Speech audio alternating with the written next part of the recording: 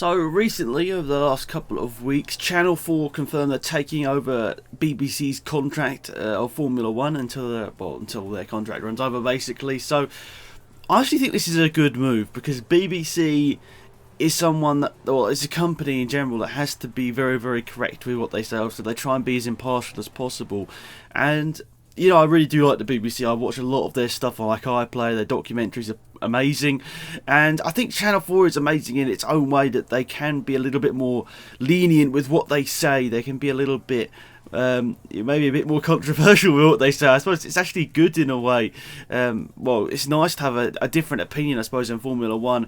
And David Coulthard has confirmed he will be switching over to the sort of Channel 4 Formula 1 thing, but two people that were in that sort of main lineup haven't. I mean, Susie Perry obviously started off like the Gadget Show and then MotoGP. She went over and did Formula 1 for a few years. She has said that she won't be joining Channel 4. And Eddie Jordan, in one of the weirdest moves in Formula 1 history, has transferred from BBC Formula 1 to Top Gear. I mean, like, I honestly don't know what he's going to bring to Top Gear, but he's just going to be very, very weird, I think, on Top Gear. It's just going to be a bit cringy, I think. But anyway, we're not here to talk about Top Gear. Maybe we can do that in another video. I can rage about that. Anyway, so David Coulthard, he's probably, in my opinion, out of the three, probably the best presenter. I think he knows Formula 1 really well. I mean, obviously, Eddie Jordan owned a team, but I think David Coulthard was obviously a lot more successful in Formula 1. And his opinions are always nice and interesting for me. So I'm happy to see Channel 4 get this. And the fact that they won't be showing adverts during the Formula 1 races is actually really good news. I think they've got 10 races live. Let's have a quick look here.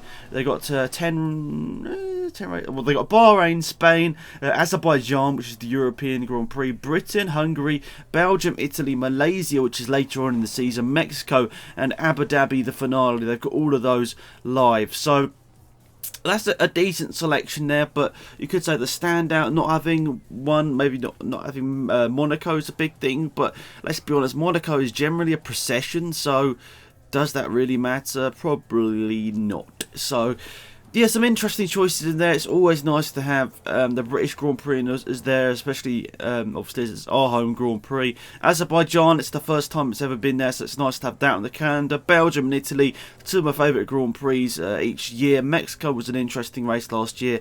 Abu Dhabi's a bit boring, but it's the season finale, so I don't really mind having that on there as well. And they have, I think, like extended highlights like BBC did of all the other races. So look, it's basically going to be the same as BBC. There's going to be adverts dotted around the Grand Prix, so probably one straight after the Grand Prix, one straight before the Grand Prix. They need to get their money back somehow, because obviously BBC, you pay for the Grand Prix through like a TV license, and Channel 4 get their money through adverts. It's slightly different. If you're not from the UK, it's a bit confusing. I'm not too sure how it works elsewhere, but yeah, I think it's definitely a cool thing to have Channel 4 on board. It's definitely nice to have free to view Formula 1, really. I mean, it's not going to be every Grand Prix, but having about half of them is decent. So yeah, obviously I've been watching on Sky for the last couple of years. I've actually become really bored of Sky F1.